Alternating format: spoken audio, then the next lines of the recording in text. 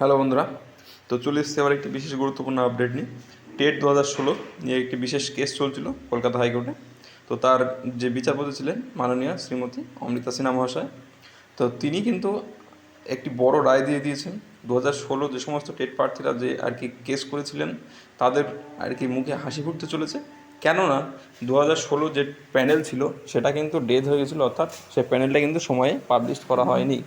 কিন্তু সেই প্যানেল কিন্তু প্রকাশের নির্দেশ দিয়ে দিলেন। কি হয়েছিল তো সমস্ত কিছু ডিটেলসে বলছি। তো তার জন্য বলবো বন্ধুরা, ভিডিওটা একটু সবাই সম্পূর্ণটা দেখো এবং দেখার পরে ভালো লাগলে লাইক করো, চ্যানেলে নতুন হলে সাবস্ক্রাইব করে দিও।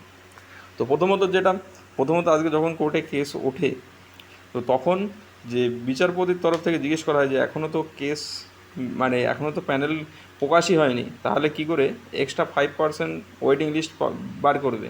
তো তখন এই সমস্ত এইভাবে কথা হয় এবং তার পরবর্তীতে বিচারপতি অমৃতা সিনহা আর কি সমস্ত কিছু জানার পরে, অর্থাৎ যে টেটের যে রিক্রুটমেন্ট প্রসেস এবং যে তাদের যে রুলস সেটা জানার পর তিনি কিন্তু বলেন যে এই 2016 প্যানেল 5% যে ওয়েটিং লিস্ট তার সাথে কিন্তু পাবলিশ করতে হবে।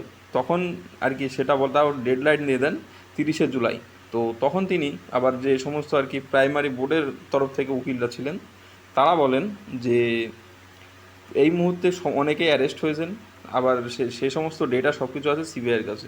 তখন অমৃতা সিনহা মহাশয় বলেন কিনা যে সিবিআইয়ের কাছে যে তথ্য আছে সেখান থেকে তাদের তথ্য সংগ্রহ করতে হবে এবং সংগ্রহ করে 30শে জুলাই কিন্তু তাদের প্যানেলের লিস্ট সেটা কোর্টে প্রডিউস করতে হবে। তো কোর্টে 30শে জুলাইয়ের মধ্যে তাদের সমস্ত কিছু প্রডিউস করতে হবে এই নির্দেশ দেন। তো প্রথমত এখানে যে চাকরি প্রার্থী এবং যারা পিটিশনার ছিলেন তারা জয়ী হয়। তবে আমরা দেখেছি যে রাজ্য সরকার এবং প্রাইমারি বোর্ড সমস্ত কেস কিন্তু সিঙ্গেল বেঞ্চের থেকে যখনই কোনো রায় হয় সেটা ডিভিশন বেঞ্চ, এবং ডিভিশন বেঞ্চে যদি সেই কেস রিজেক্ট হয় তখন তারা সুপ্রিম কোর্টে যায়। তো সুপ্রিম কোর্টে একবার গেলে কিন্তু সব কিছু সেই ঝুলে থাকে একদম। আমরা দেখতে পাচ্ছি যে এসএসসি কেস, তারপরে অন্যান্য যে সমস্ত কেসগুলি আছে সব কিছুতে স্টে অর্ডার লেগে যায় এবং তারপরে সেটা ঝুলে যায়। তো এখন দেখার বিষয় কি হয়। তবে আজকে যে সুখবর আসলো তো সেটা তোমাদেরকে জানিয়ে দিলাম। তবে এই চ্যানেলে ফলো রেখো, বিস্তারিত সমস্ত আপডেট পেয়ে যাবেন।